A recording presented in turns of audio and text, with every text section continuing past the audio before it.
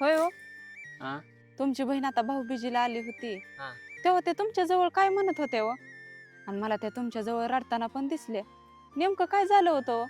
अगं तिचं काय असायचं या, ते नेहमीच तिचं माझ्या पोराला तुझी पोरगी दे. आणि आता तर तिचं पोरग काय म्हणतोय माहिती का तिला?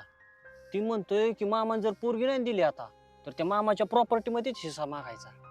आणि म्हणून तिला भांडत आहे अगं. आणि म्हणूनच ती माझ्यापाशी रडत होती अगं त्या दिवशी. होय हो. आता कसला कार होऊन बसलाय हो ह्यो. आता काय करायचं हो आपण? काय करायचं म्हणजे अजिबात नाही द्यायची त्याला पोरगी. अगं त्याला 4 पैसे कमवायची अक्कल नाही, माणसासोबत कसं बोलायचे ते कळत नाही. अगं माझ्या बहिणीला ह्या बाप लेकांनी कधी उभ्या आयुष्यात सुख नाही लागून दिलं, तर ती माझ्या लेकराला काय सुख लावते ना ही? काय म्हणून त्यांना पोरगी देऊ मी? अगं ही लग्न म्हणजे काय बाहुला बाहुलीचा खेळ वाटला काय त्यांना? चालली उठली की लग्न करायला हा?